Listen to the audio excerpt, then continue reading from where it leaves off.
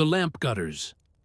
Inside the tent, the air hangs thick with spiced wine and warm leather. Publius Quinctilius Varus, governor of Germania, leans back in his chair and smiles. He lifts his cup toward the man across from him, a young Germanic prince, his most trusted advisor. The prince is a Roman knight, raised on the empire's finest schooling. His name is Arminius. He returns the smile, and the lamplight slides across the eagle polished onto his breastplate. Their laughter comes easy, familiar, but behind Arminius's eyes, another scene is running. His mind is not in the tent. It is in the forest, cold, precise, placing men in ravines and behind old trees. Every mouthful of Roman wine is a toast to the dead. Then the laughter turns into a scream. The tent is gone. In its place, a storm inside a black forest. Rain hammers the ground into sucking mud. Wood splinters, flesh tears. The steady tramp of marching boots becomes the scramble of a panicked mob. These are the legions of Rome, the most efficient killing machine the world has known. And they are not in formation. They are blind, lost, sinking, their shields swollen with rain and worthless. An enemy they cannot see peels them apart from the tree line. Javelins drop from a sky buried under branches. The first centurion goes down, face in the filth. And the men still able to think grasp one thing at once. The man who built this trap sat at their commander's table hours ago. This is not the story of a battle. This is the anatomy of a betrayal, the most personal act of treason in the long, bloody history of Rome. They built their own perfect weapon. Then it turned in their hand and cut out their heart.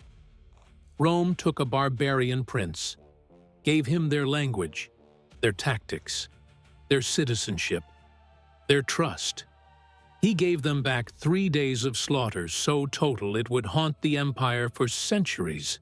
The killing he engineered would leave the most powerful man alive, the Emperor Augustus, roaming his palace halls, beating his head against the walls, screaming for the men who would never come home.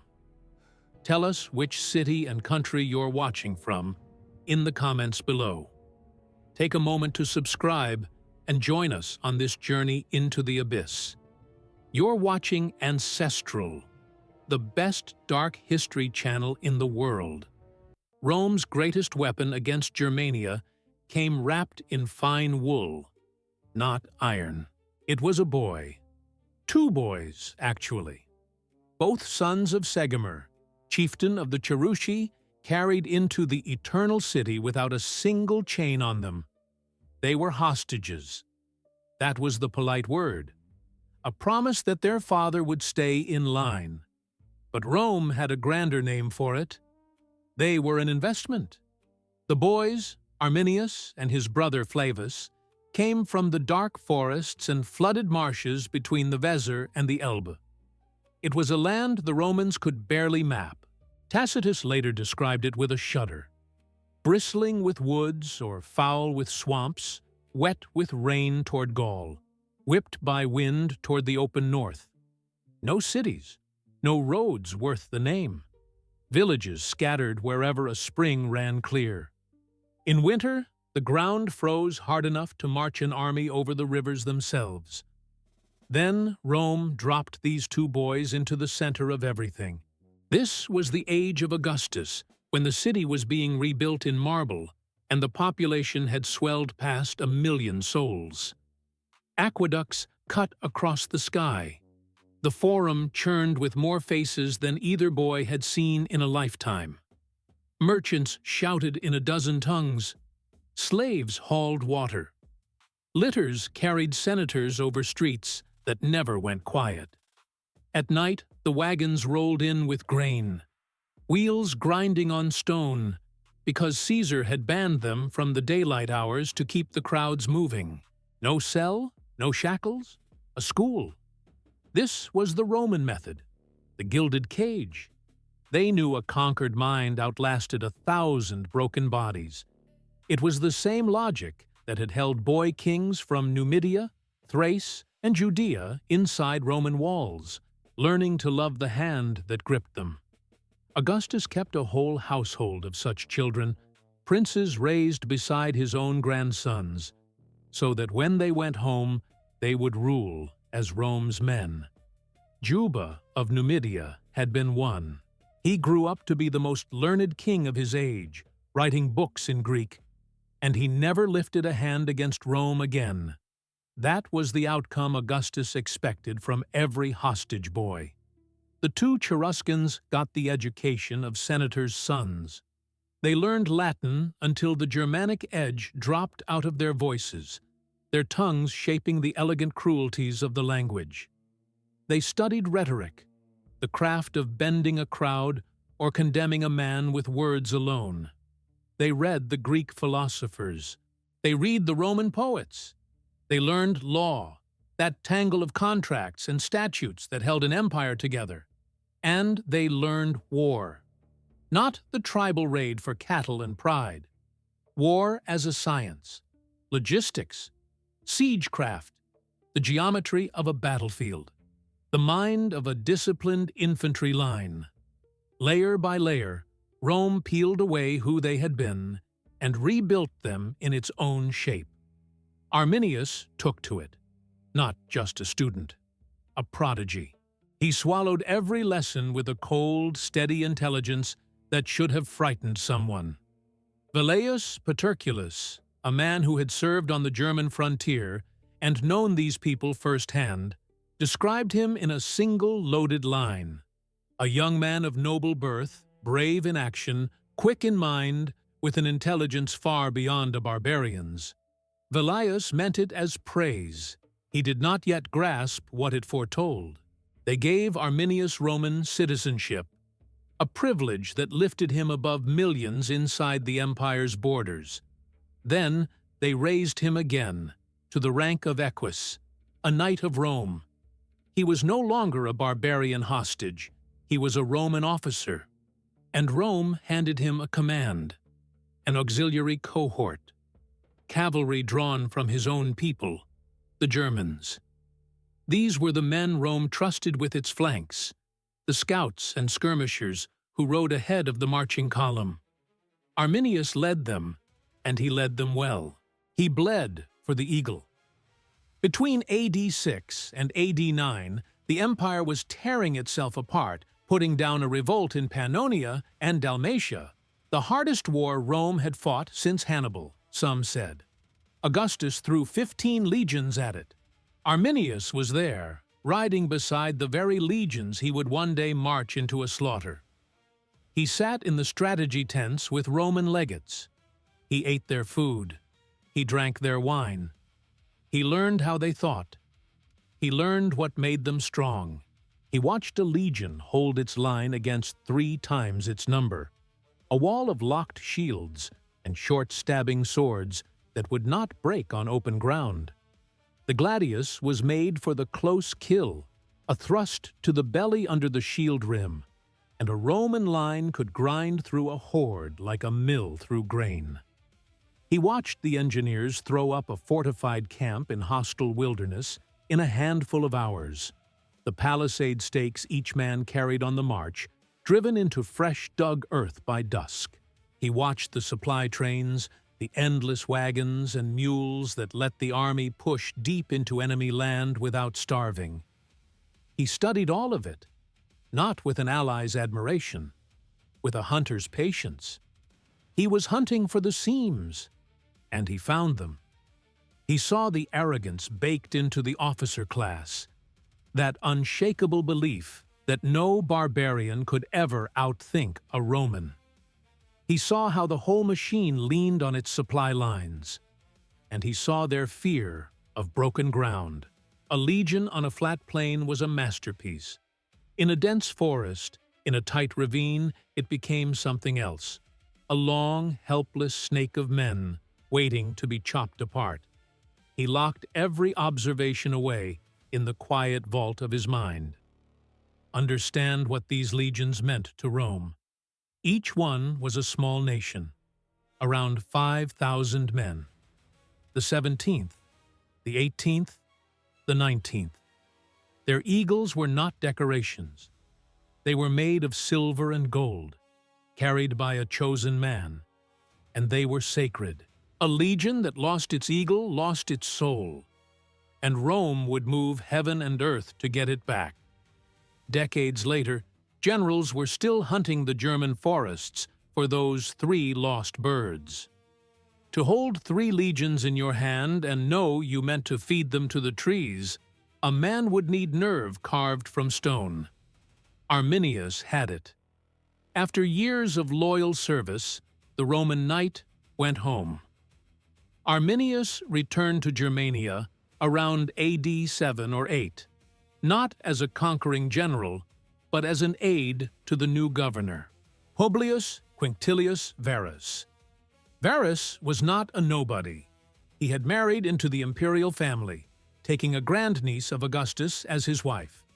He had held the consulship in 13 BC beside the emperor's stepson, Tiberius. He had governed Africa. Then he had governed Syria, one of the richest prizes in the empire, and while he sat there, he had crushed unrest in Judea, crucifying 2,000 men outside Jerusalem to make his point. That was the man Rome sent to soothe the tribes of the north. And there in Syria, a phrase had followed him that would become his epitaph. Velleius wrote it cold. He entered a wealthy province poor and left a poor province wealthy. The homecoming was a jolt for Arminius. The land he remembered was disappearing under a province in the making. Varus was no frontier soldier. He was a politician, a bureaucrat who had run the tamed, coin-heavy East. He looked at Germania and did not see proud warrior tribes. He saw a fresh column in a ledger, a source of tax. He brought the machinery of the state with him. Tax collectors, magistrates, Roman law. He set up his tribunal in the summer camp on the Weser and began holding court as though he sat in Antioch. He would sit on a raised platform, a lictor beside him, and pass sentence through an interpreter on men twice his size who could have broken him over a knee. Traders followed the army, setting up stalls, selling wine and oil and Roman trinkets to warriors who had never handled a coin. The empire was seeping into the forest, one transaction at a time. To a Roman, this was civilization arriving. To the tribes, it was a wound. These were people who counted wealth in cattle and loyalty to a chieftain, not in coins shipped off to a distant emperor. They settled quarrels with a spear, not a lawyer in a toga. Their gods lived in the groves and the bogs, not in temples of stone. In the sacred woods of the Semnones, no man could enter unless he was bound with a cord, and if he fell, he was forbidden to rise. He had to roll out on the ground. In other groves, they drowned offerings in black pools, and the priests alone could touch what the water gave back. That was the world Varus was taxing. Varus governed with a heavy, clumsy hand. Cassius Dio, writing 2 centuries later, put it plainly. Varus tried to change them faster than they could bear, giving them orders as if they were slaves and demanding money as if from subjects. He laid taxes on people who lived hand to mouth. He dragged their chieftains into Roman courts to argue over land under laws they had never heard of and would never accept. He treated men who had killed and died for their honor like Syrian peasants. He was not ruling them. He was shaming them. Arminius watched it all, not with the fury of an oppressed German, with the cold disgust of a Roman officer watching a fool wreck a province. Varus was not calming Germania. He was loading it. He was building an army of enemies and handing them the one thing they had always lacked: a reason to stand together. This is where the plan took shape. Not a mob boiling over. Not a spontaneous revolt of angry tribesmen. A conspiracy. Cold. Planned. run by one man. Arminius used his place at the top. He was Varus's trusted advisor. Dio says the governor came to treat him as a friend, dining with him, sharing counsel, trusting him more than any Roman on his staff. He could ride freely between the Roman camps and the tribal halls, and no one questioned it. By day, he sat at Varus's right hand and advised him on managing the surly locals. By night, he rode into the forests. Picture those rides. A single horseman leaving the lamplight of a Roman camp, crossing the ditch, passing the sentries who saluted him as one of their own. Then the trees closed over him.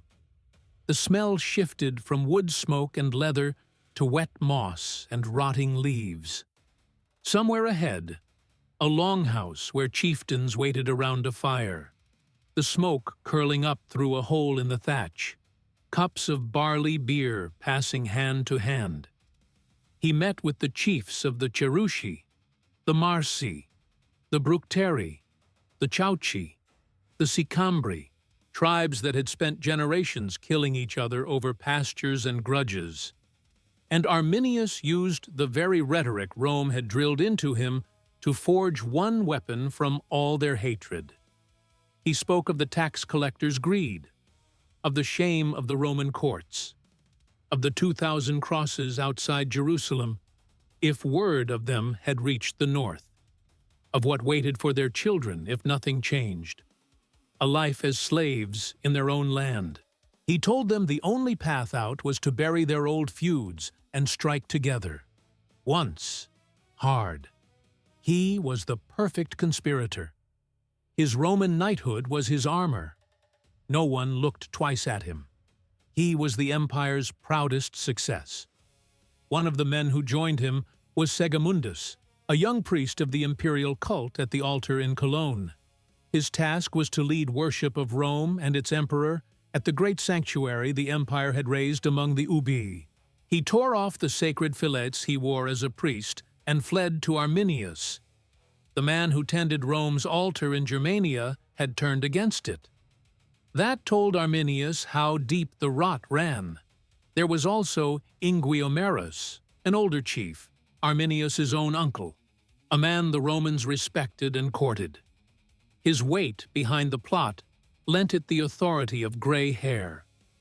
When the young knight and the old warlord stood on the same side, the waverers followed, and there was Arminius's own father-in-law's household, split down the middle. His wife's family sat on both sides of the coming war. Blood would fight blood before this was done, but one man saw through Arminius, a rival Cheruscan chief named Segestes. He led the faction that had thrown its lot in with Rome, convinced that his people's future lay in obedience, not war. He saw no liberator in Arminius. He saw a reckless man who would drag them all into the fire. The rivalry between them was bitter, and it was about to turn personal. Segestes had a daughter, thus Nelda. Arminius wanted her. Segestes said no and promised her to another man. So Arminius did what a warlord does. He took her. He carried Thusnelda off and married her against her father's will. She went, it seems, willingly, choosing the rebel over the man her father had chosen. Years later, she would be pregnant with his son when Rome finally caught her, paraded through the streets of Rome in a triumph while her father watched from the stands, a captive at the mercy of the empire he had served. This was not passion alone, it was a strike. By seizing the daughter of the leading pro-Roman chief, Arminius humiliated his rival and stamped his own name on the resistance. He had stolen his enemy's future out from under him. Segestes was no longer just a political opponent. He was a father boiling with rage. And he knew the truth about the conspiracy. Now he only needed one thing: someone who would listen. If you believe stories of defiance and betrayal deserve to be told with the detail they demand, then you are one of us. This channel is not a corporation. It is a mission, funded by a small circle of history enthusiasts who make up our membership club. The Lineage. Join, and you stop being only a viewer. You become part of the team, a patron who keeps this history raw, independent, and unflinching. Your support holds our production high and gets you our work before anyone else. If you feel the pull of these dark currents from the past, join the ranks. Become part of the lineage. The link is in the description below. Segestes found his man. In the late summer of AD 9, as Varus prepared to break his summer camp and march west toward the Rhine for winter, Segestes walked into the governor's tent. He sat down across from Varus and named the traitor at his own table. He went further. He begged Varus to arrest all of them at once. Arminius, the other conspirators, and himself alongside them, so no one could claim the accusation was a private grudge. "Chain us all," he said, "and sort the innocent from the guilty later." It was the one warning that could have saved 3 legions. And Varus laughed it off. The deadliest weapon in Germania was not a blade or a bog. It was a man's own certainty. Publius Quinctilius Varus believed in Rome, and he believed in himself. And Arminius had spent years learning the exact shape of that belief. He knew where it was solid. He knew where it was hollow. The whole plot rested on one idea inside the governor's head: that a barbarian could not outplan a Roman. Even a barbarian in a knight's ring, even one who quoted the poets, could never bind a dozen feuding tribes into a single fist. To Varus, the thought was absurd. Like a hound reciting law, it simply did not fit in his mind. So Arminius fed the certainty. He played the finished product. Deferential, sharp, loyal to the bone, he became the governor's shadow, the native voice Varus trusted above all others.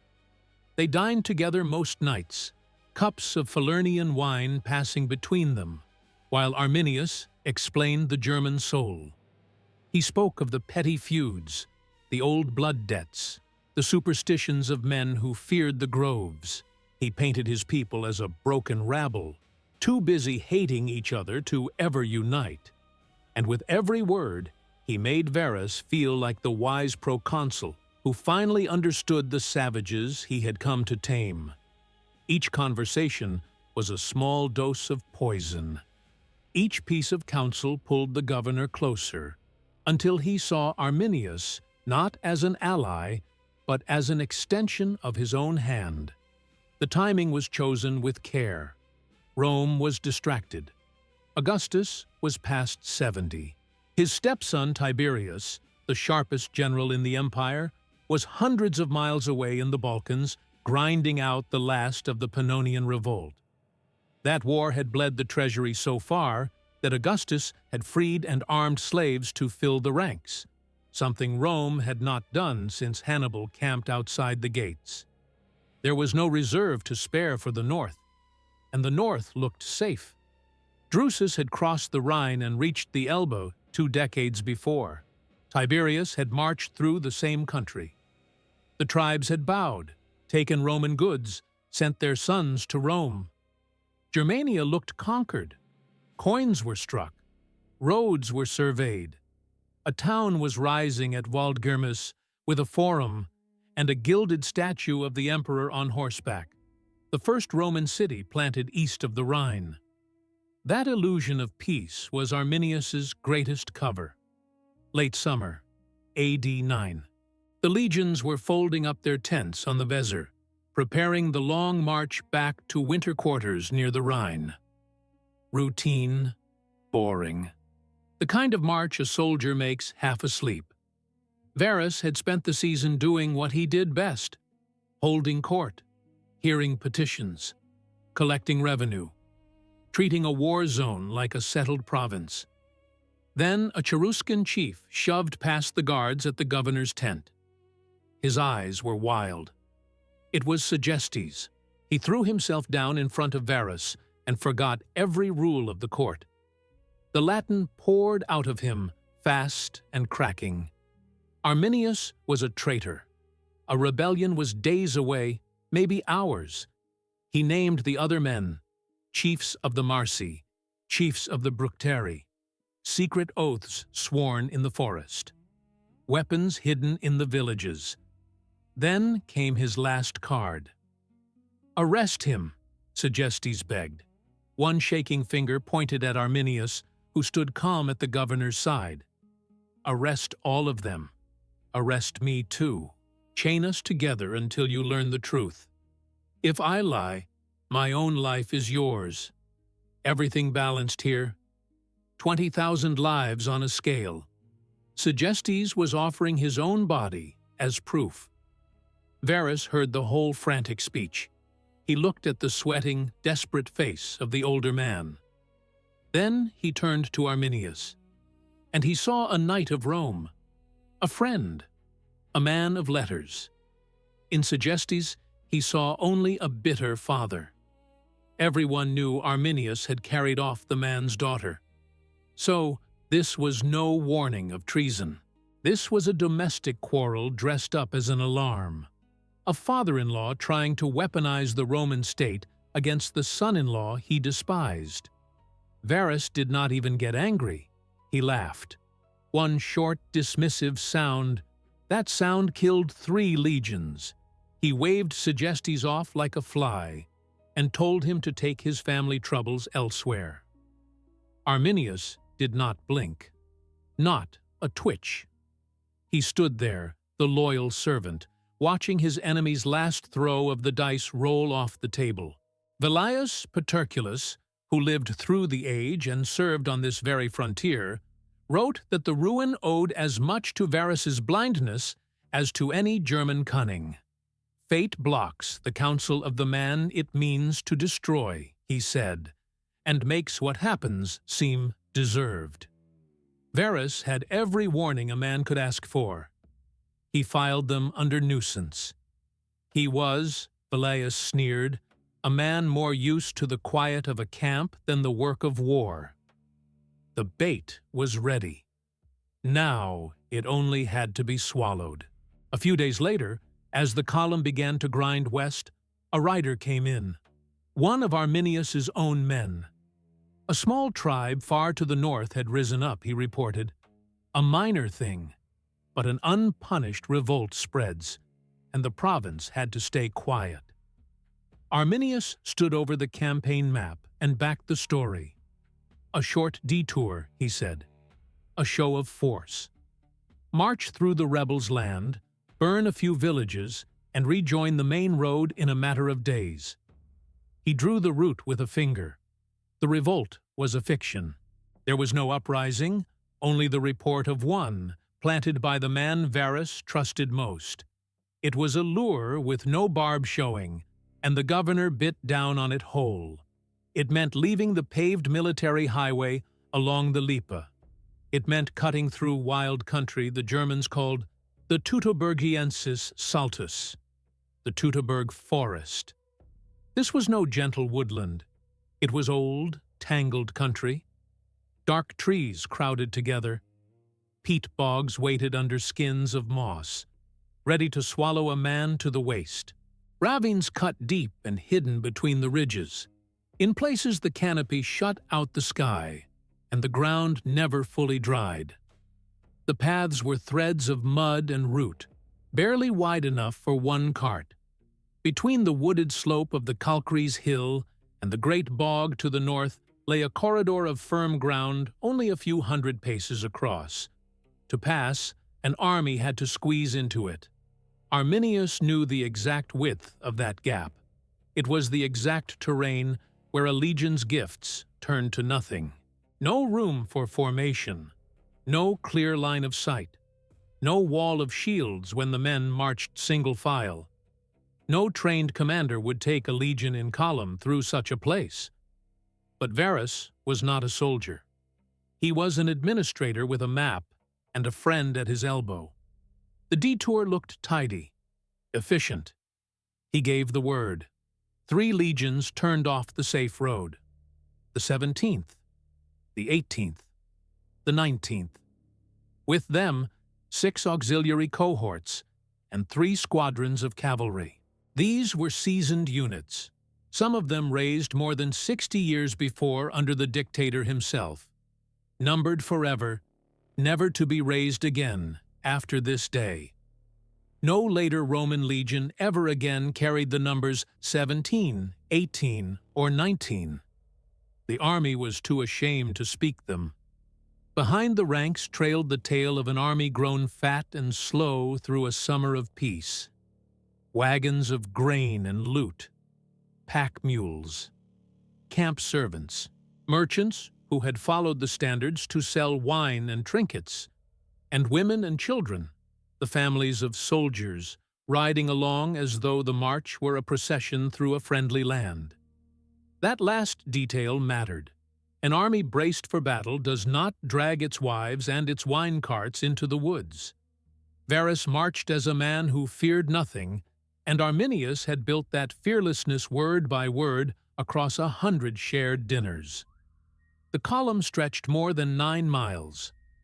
A thin serpent of steel and leather sliding into the mouth of the forest.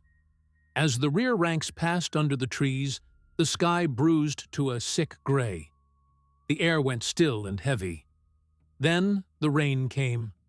Not a shower. A flood. Cassius Dio wrote of violent wind and heavy rain, of trees whose tops broke off and crashed down among the marching men. The wind screamed through the branches and tore standards from the bearers' fists. The path melted into a sucking trench. The baggage carts, piled with grain and gear and the officers' comforts, sank to their axles. Mules lost their footing, snapped their legs, and were killed where they lay, their carcasses clogging the road for the men behind. The mud grew so slick that men could barely keep their feet, and the ground kept breaking away underfoot where roots gave no purchase. The soldier's great shield, the scutum, was wood and hide and glue. Under the endless rain, it drank water like a sponge. Each shield grew heavier by the mile until raising it felt like lifting a door. The archers watched their sinew bowstrings stretch slack in the wet, and their bows died in their hands. The pilum was made to be thrown, and a man cannot set his feet to throw when the earth grips his boots to the ankle. The iron plate held the cold and the wet against the skin until every soldier shivered inside his own armor. The storm was not weather. It was an ally of Arminius. Its roar buried every sound, hiding the thousands of warriors gathering on the slopes above. It cut each Roman off inside his own small misery of rain and cold. It broke their spirit before a single German spear left a hand. The land itself had been prepared. Along the base of the Kalkriese slope, the Germans had raised a wall of turf, a bank taller than a man, running hundreds of paces beside the path. From the corridor it looked like part of the hillside. Behind it crouched warriors with spears.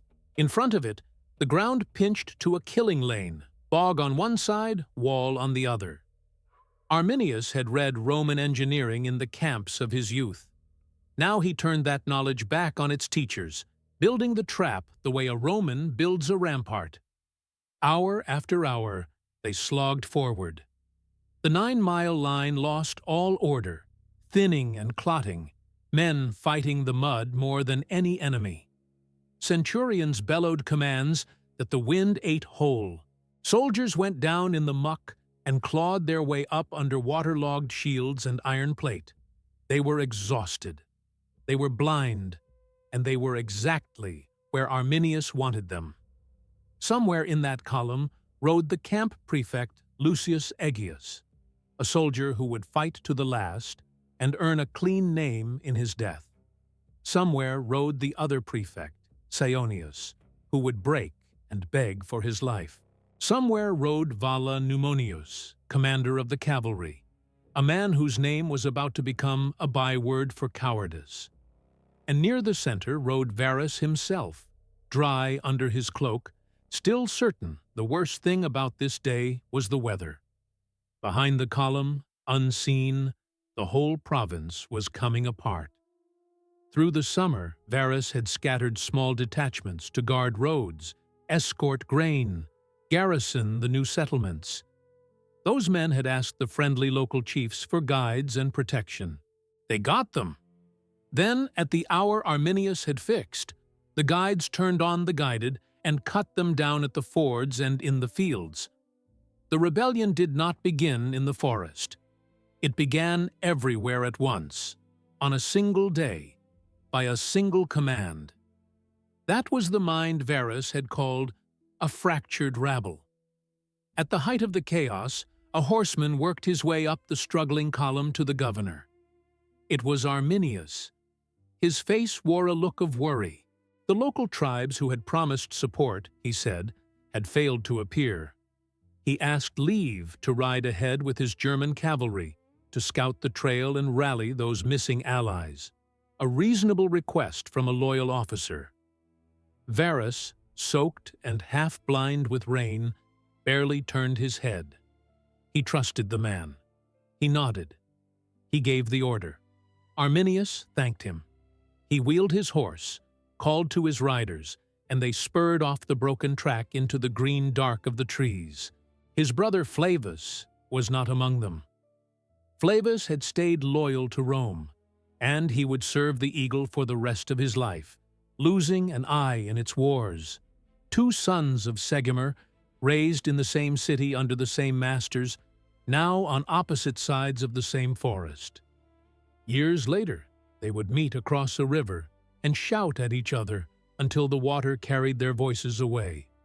One calling for freedom, one calling for Rome. But that was still to come. On this day, Arminius and his riders were not going to find allies. They were going to light the fuse. There is a bitter footnote already written into this hour. Suetonius records that Augustus, back in Rome, had once been troubled by omens before this campaign. The temple of Mars was struck by lightning. Locusts swarmed the city. A statue of victory in the Forum turned itself away from the enemy's lands and faced back toward Italy. Romans read the sky for warnings. They had received them. Varus, in the forest, had received a living man on his knees begging to be chained. He had laughed at both. Reconstructing this exact chain of events depends on a handful of ancient writers, and above all on the Roman historian Cassius Dio. His account preserves the small details that let us map the anatomy of this betrayal. If you want to hold that history in your own hands, the book behind today's story is available right now. Click the View Products button on your screen. And while you are there, look along the shelf.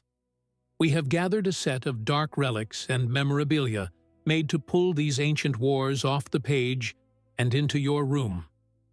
Open the shop shelf now and see what waits for you as we go down into the 3 days that followed. Arminius was gone. The trees had swallowed his riders, and somewhere on the ridge above the column, behind a wall of turf built to look like the hill itself, thousands of hidden warriors gripped their spears and waited for the one sound that would tell them Rome was finally blind, finally lost, and finally theirs. The first sound was not thunder. It was a whistle, one high shriek out of the trees, and then 1,000 more, the noise of air torn open by iron. For a heartbeat, the men in the column only frowned. Then the sky filled with falling metal. The javelins came from the left, not the front. From the high ground above the path, thrown by men no Roman could see, men crouched behind a long bank of turf that followed the curve of the slope.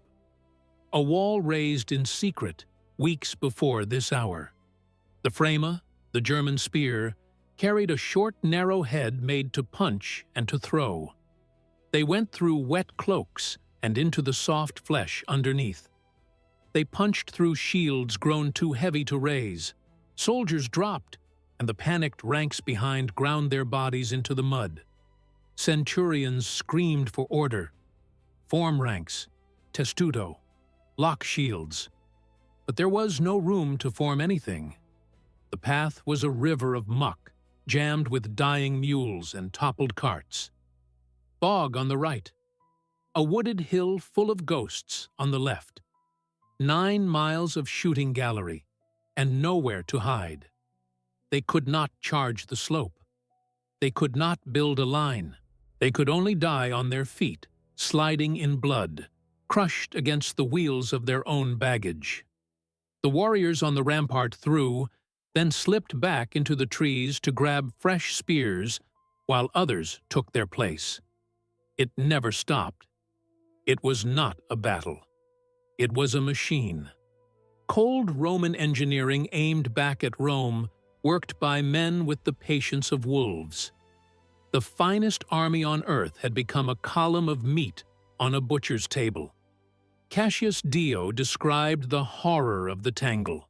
Men, horses, and carts crushed together on ground already broken by the storm, so that no man could keep his footing to fight or even to run. The tall German warriors moved through woods they had known since boyhood. The Romans slid and fell in country they had never seen. The families in the baggage train, the wives and children who had ridden along as if to a festival, were caught in the same iron rain as the soldiers. By nightfall, the survivors reached a clearing and threw up a crude camp, a ring of earth and piled baggage. Discipline still had one flicker of life. Even beaten, Roman hands cut the ditch, because the ditch was the only thing between them and the dark. Inside was a scene out of the underworld. The rain would not stop. It turned the enclosure into a cold pit. Fires caught, then drowned. The wounded lay in the open, thousands of them, and their cries ran through the dark all night. Men with crushed limbs, men with holes in their chests calling for their mothers, begging a friend to end it. A surgeon with no dry cloth and no light worked by feel, then gave up, and past the flimsy wall came another sound. Celebration. The war chant of the tribes. Tacitus called it the barditus, a low roar the Germans made with shields held to their mouths, so the noise swelled and broke like surf against a coast. The rhythm of spear shafts on shield rims, the roar of men who had just killed the masters of the battlefield and knew it. Inside his tent, Publius Quinctilius Varus finally understood. The wine, the easy laughter, the friendship worn for months. All of it a lie.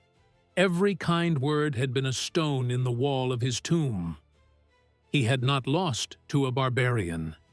He had been taken apart, piece by piece, by a Roman he had trained to trust. For 2 more days, it went on. At first light, the Romans made a hard choice. They burned the wagons, the tents, everything a fighting man did not need. They left the worst of the wounded behind for the forest to take.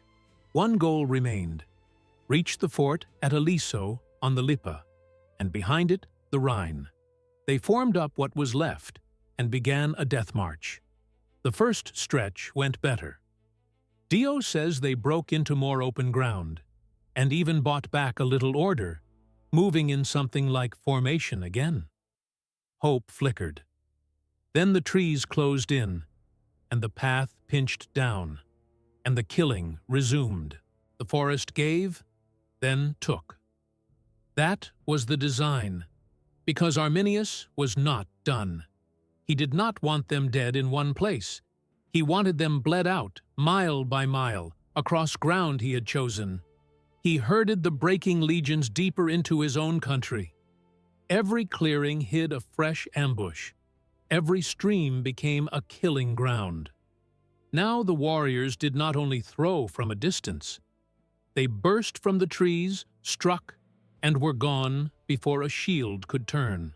Rain fell again on the second day, harder, and once more it killed the bowstrings and swelled the shields, as if the sky itself marched with the tribes. Dio marked the cruel timing. The weather broke against the Romans at the exact moments they needed it most, and cleared for the Germans whenever they closed to strike. The men had not eaten. They had not slept. Their discipline was ash. They were no longer soldiers. They were quarry, run down step by step. Numbers had turned as well. On the first day, Arminius struck with the tribes already sworn to him. By the second, warriors from bands that had held back came streaming in, pulled by the smell of victory and the promise of Roman gold and Roman steel. Men who would never have dared face a legion in the open now ran to help finish one that was already dying. Arminius fought a larger army on the third day than on the first. On the third day, the ground itself closed on them. Arminius had saved his last move for last. The path narrowed and squeezed the ruined legions into a bottleneck. The same wooded hill on one side, thick now with the main body of the tribes. Swamp on the other. No way forward. No way back. This time the Germans did not throw. They charged. Thousands of them came down the slope screaming with 3 days of stored fury. It was not two lines meeting. It was a wave breaking over a heap of broken stone. The last shred of Roman order dissolved. Swords and axes fell without answer. Varus had already taken a wound in the fighting. He saw that it was finished. He knew what waited for a captured governor. The altar, the knife, the slow death for the gods of the forest. So he took his own sword and fell on it. The man who had laughed at Segestes now choosing the point over the trees. Velleius, who despised him, still admitted he died as his father and grandfather had, by his own hand. His legates and prefects did the same. They died rather than kneel before the man who had built this. Not all found that end. The camp prefect Suetonius surrendered, hoping to live, and Velleius spat that he chose disgrace over the honest death his commander had shown him. The prefect Lucius Egius died fighting and earned a clean name for it. Vallanumonius, who commanded the horse, did the worst thing a Roman could do. He abandoned the infantry and fled with the cavalry toward the Rhine, leaving the foot soldiers to their fate. He did not reach it. The tribes ran him down in the open, and he died a coward's death for nothing. There is a small, savage detail from the field. Dio records that one eagle-bearer, seeing the standard about to fall into German hands, tore the silver eagle from its pole, hid it in the folds of his belt, and threw himself into the bog to drown with it rather than let the enemy take it. The soul of a legion, dying in black water by its own keeper's choice. Half-burned bodies of officers were later found where the tribes had tried to destroy the evidence of their sacrifices, and some Roman prisoners were kept alive only to be led into the groves and killed slowly before the gods.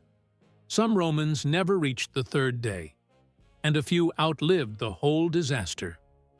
Word raced ahead, and the garrison at Aliso held out under siege, led by the prefect Lucius Caedicius. An ordinary officer who did the extraordinary. He beat back the tribes at his walls. When his archers, cut off from supply, ran short, he held the position anyway, and waited. Then, on a moonless night, he slipped his people out through the German lines toward the Rhine, the fort's women and children moving in silence among the soldiers. When the tribesmen guarding the road got drunk on captured wine and let their watch slip, his column walked past them in the dark. He is the reason the whole province did not vanish that autumn. Rome remembered Varus's shame for centuries. It should have remembered Cassius's nerve. 6 years later, in AD 15, a fresh Roman army under the general Germanicus reached the place. What they saw marked them for the rest of their lives. The field itself told the story before a word was spoken. A stretch of ground between the wooded ridge and the black water, silent, grown over with grass. Tacitus wrote it down from the men who stood there. In the open lay bones of men and horses, scattered where they had run, heaped where they had made a last stand. Broken spears and horse limbs littered the earth. Whitened skulls were nailed to the trunks of trees. In the groves nearby, they found the altars. Here the captured tribunes and senior centurions had been offered to the German gods, their throats opened, their bodies left to rot in the open air. Other officers had hung from crosses cut from forest wood. Nearby stood the gibbets and the pits where prisoners had been held. Old survivors, men who had escaped that captivity, walked the ground and pointed. There the legates had fallen. There the eagles were seized. There Arminius had climbed a mound and shouted his mockery at the standards to the faces of the men he was about to kill. The soldiers of Germanicus began to bury the dead. 6 years of weather had left them unable to tell stranger from kin. Every man laid a mound of earth over bones that might have belonged to a brother, a comrade, a father. Germanicus himself set the first turf on the grave, sharing the grief of his troops. Tacitus noted that Tiberius, back in Rome, disapproved. An emperor's heir and an augur, he thought, should not have laid hands on the dead. Even in the grave, the living kept scoring points. And there they learned the last shame. The 3 eagles, the silver birds that held the soul of each legion, had not been broken. They had been taken. They stood now as trophies in the sacred groves of the enemy. Back on the field, 6 years earlier, Arminius had found the body of his old friend and commander. He gave it no warrior's grave. He cut off Varus's head. Then he sent it to Maroboduus, king of the mighty Marcomanni, whose kingdom sat in the mountains of Bohemia, as both a gift and a dare. "Join me," the message ran, "and we drive Rome from these lands for good." Maroboduus was a careful man, raised near Rome himself. He looked at Arminius and saw not a liberator, but a rival who might one day come for his own crown. He refused, and in a cold stroke of politics, he forwarded the head to Rome, where Augustus at last gave it burial in the family tomb. His answer was plain. This was Arminius's war, not his. Years later, the two would fight each other, German against German, and Arminius would win that war too. When word first reached the capital, the city panicked. Augustus feared the tribes might cross the Rhine, pour through Gaul, even threaten Italy itself. Suetonius says he posted watchmen through the streets to stop unrest, dismissed the German soldiers of his own bodyguard for fear of treachery, and made every man of fighting age swear a fresh oath. In Rome, he had to hold a draft by lot and confiscate the property of men who dodged it. So unwilling were his citizens to march north. He held nothing back. But the deepest wound opened in the palace. Augustus was old, past 70, the man who had spent a lifetime stitching the empire together, who boasted he had found Rome brick and left it marble. The news broke him.